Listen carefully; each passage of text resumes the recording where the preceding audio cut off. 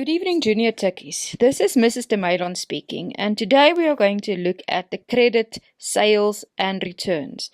And more specifically at activity 3.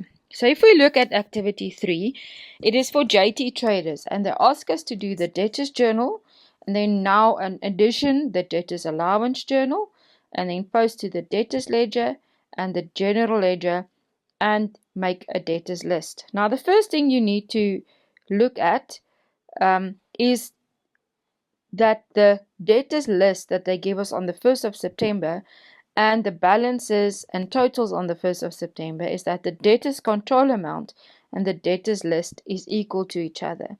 Now, the reason for that is that we have a triple entry. Now, usually we talk about double entry. So we work from the journal to the general ledger at the end of every month. But then we also need to work from the journal to each individual debtor's account in the debtor's ledger. So therefore, when we all finish posting, the debtor's ledger must equal the totals or the balances in the debtor's control account, because all the individual transactions is recorded as a summary in the control account. And that's one internal control measure we use to make sure our posting is correct. So now if we look at the transactions, remember your keywords. So look at your theory booklet again. Remember, if we sell goods on credit or issue an invoice, we record it in the debtors journal. And now the new journal, if we issue a credit note or we have a return or we issue an allowance or there was a mistake that needs to be corrected on an invoice, we will record it in the debtors allowance journal. So I'm going to highlight in yellow for debtors journal and in orange for the debtors allowance journal. The first transaction reads, we deliver stock to D. Dumas to the value of 6,630 and issue a credit invoice with a markup of 50%. Delivered with an invoice, that is debtors journal. Day 8, we sent a credit note to number Z31 to D. Dumas for damaged goods that was returned by him on the 5th of September. The value of the credit note is 240. That is the selling price value of it. And then we still need to calculate the cost of sales. Now we record the cost of sales when stock is returned. Now, even though the stock is damaged, we still need to record it being returned to us. And then later when we resend back to our suppliers, we put through another transaction. So always when it comes back to you, if it's damaged or not, you record it in your debtors journal. The next transaction, the debtors allowance journal. The next transaction, sold goods on credit, so that's the debtors journal. Ngobeni claimed that she was overcharged on the 10th and we issued an allowance. No cost of sales because there was no stock returned. Then also on the 12th, she actually returned some of the stock that has been supplied to her for 595 Rand with a cost of 452 Rand, and we invoiced or emailed her the credit note. And because stock was returned, we have to record the cost of sales for that transaction. So then sold goods on credit to Miller and on the 20th to Ngobeni. That's both debtors journal transactions. Just want to bring your attention to the cost code. Now the cost code is just a different method of asking cost of sales. So if you have plowrights there where P is equal to 1, we allocate a number to each letter from 1 to 9 and then the last one is 0. So if we allocate the letters, you can see that's what it will look like. And then you just find the correct number according to the cost code. So if you have pi at SS, P is 1, 6 is I, O is 3, T is 9, the dash is a comma, and then SS 00. So the cost is 1,639 Rand. Then we sold on credit to Miller, but he paid 1,000 Rand cash and the rest was on credit. So the rest that is on credit, only the 2,120 Rand will be recorded in the debtors journal. And then Ngobeni was unhappy with some of the quality of her stock that was supplied to her, and we agreed to give her a discount or an allowance of 300 Rand, but she agreed to keep the stock, so no cost of sales was recorded. Then on the 28th, supplied goods on credit, that's debtors journal, and then the last one gave an allowance, that will be 50 Rand, and that will be the debtors allowance journal. So if we look at a completed debtors journal, this is what it will look like. Just want to bring your attention to one or two things. This isn't new. So remember your document numbers, even though they just give us the first document number, B19, they're always in number order, so you just continue with the numbering. D, Dumas, and the debtors are just who is the debtor that we sold to. Now the folio column, the DL1, DL2, that number is specific to the debtor. That's his debtor's ledger account number, or his account, credit account with us. That is that number, and that stays specific to that debtor. So that is why every time Dumas appears, we say DL1, or every time Ngobeni appears, we say DL2, and so forth and so on.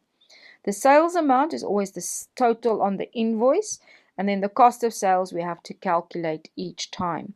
So the first transaction we had to calculate for 50% markup. Remember, markup is selling price over 1 is equal to, your cost price is equal to selling price over 1 times 100 over 100 plus your markup. And in this case, the markup was 50%. So that is why we say 100 over 150. The next one, the cost of sales was given. Then on the 10th, Muller was a 33 1/3 percentage. Please be very careful when you punch that into your calculator and use your fraction function there for 498 Rand. Then the 450 was half or 100% markup. Then the 3,560, that was your cost code, Piat SS. The 2,120, the cost of sales is given. And then the 2,980 was where the customer, Dumas, bought some of it cash and some of it was on credit. So you only use the credit part to then calculate the cost of sales for the credit sale part times 100 over 133, and that gives you the 2,318. So you don't record the full 3,980's cost of sale here. You will split it between the 1,000 and the 2,980. And then the last one, the markup was 20%. And then you just add up to get your final totals. Then we move on to our new journal, and that's the debtors allowance journal. And this is when we have returns or refunds, or an allowance or a discount or a correction of an error. So yet again, the document, or first of all, the first column that is replaced is your debtors allowances is now replaced with instead of sales. So we have an allowance on the sale. So eventually debtors allowances will deduct off sales, but that will only be shown in the income statement. In the ledgers, we keep it as a separate transaction due to materiality. And then you have your the different reasons for the debtors allowances can be the return of stock, or there was an error or a problem with the stock, inferior quality. So different reasons for the allowance. Then we have the document number, or the document, is the credit note. The reason it's a credit note is that it's a negative or a debit entry, minus on the debt, and therefore a credit entry, and that is why it's called a credit note. So if we fill in the first transaction, it works very similar to the debtors journal, except now you use the different source document number, Z31, because that's the first credit note number. Day 8, Dumas is who returned. He's still debtors ledger number 1. His ledger account doesn't change. The value was 240, and we have to calculate the cost of sales. Now I use the same cost markup as the stock that he purchased originally, and that was 50%, and that's how I get the 160. I say 240 times by 100 over 150 gives you the 160. The next and because it was damaged goods, you still record the return even though it was damaged. So regardless if it's damaged or not, it was returned, so you record the cost of sales. The next transaction in Ngobeni, didn't return anything. It was just an overcharge, so we don't record a cost of sales. And then the last one I'm going to do with you, day 12 in Gombeni, 595, and they give us the return value of the stock, so we have to record the cost of sales. So if we look at the completed debtors allowance journal, you will now see that the debtors allowances is an expense and therefore will be debited, and the contra account for debtors allowances is the debtors control account or the debtors account, and that will minus. The cost of sales now is a credit entry because it's a reversal of the sale. We don't have the cost, we got the stuff back. And then it links to what? Just trading inventory. That increases now because yet again we received the stock back. Then if we look at specific posting, so if we post to the debtors journal, remember that the sales column is posted to debtors control. So in your debtors control, you'll have a debit entry for sales, and then the credit entry will be in the sales transaction in the sales account. I'll show that on the next slide. And then the cost of sales here will influence the trading inventory account because we sold the value of 16,697 Rand. And now you might wonder, where does this 752 Rand come from? That was the value of the stock sold for cash. So the 1,000 Rand times 100 over 133 gives you the 752 Rand cash sale. The next slide, we look at the nominal section for the same journal. So sales goes to the sales account, but it wasn't cash. So who do we refer to now? The debtors. So debtors control, and then we have the final amount. Guys, there's a typo there. The 24,409 Rand. There shouldn't be a 2 there, so just correct that.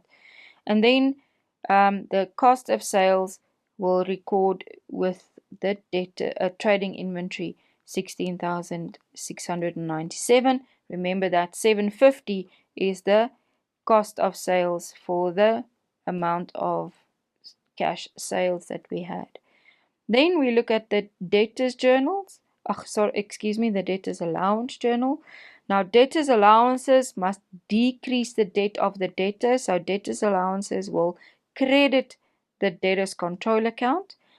And then the cost of sales will increase the trading stock account because the stock was returned. So that's the value of the goods returned.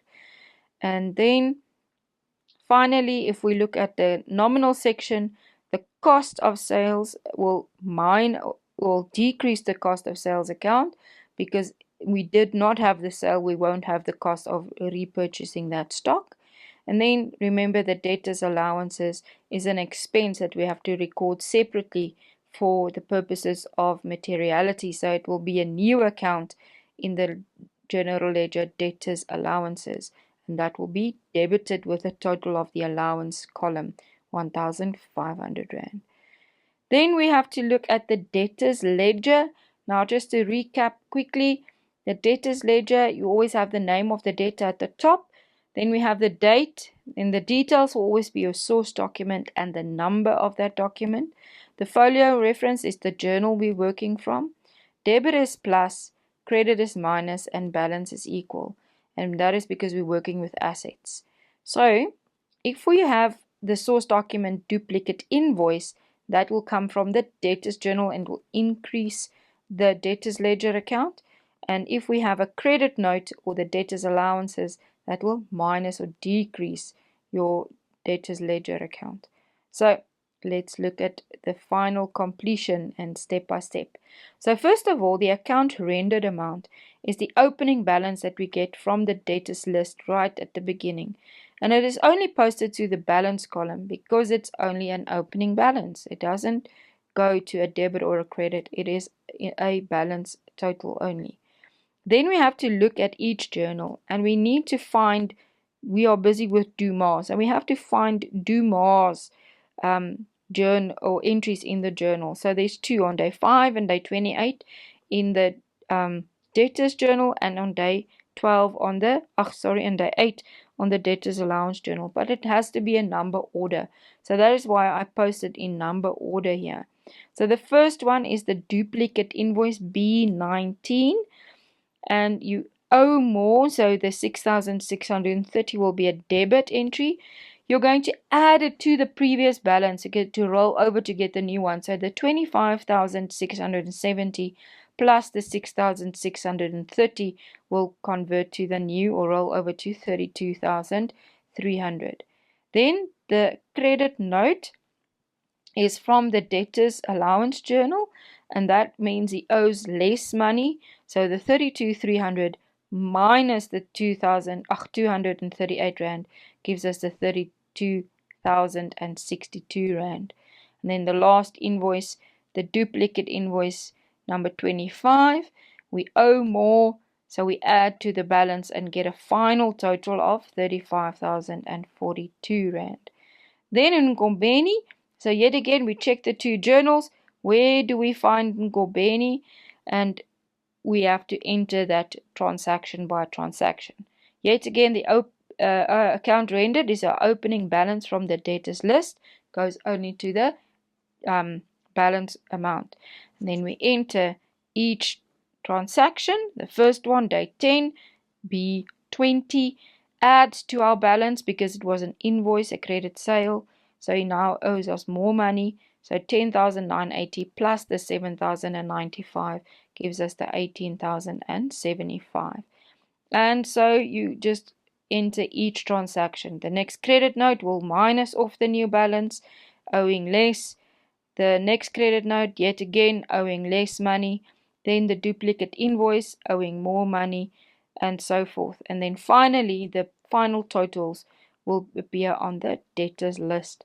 So if we look at all the accounts, we will see Ngobeni, Dumas, and Miller, and we'll take all of their final totals and we will post it to the debtors list.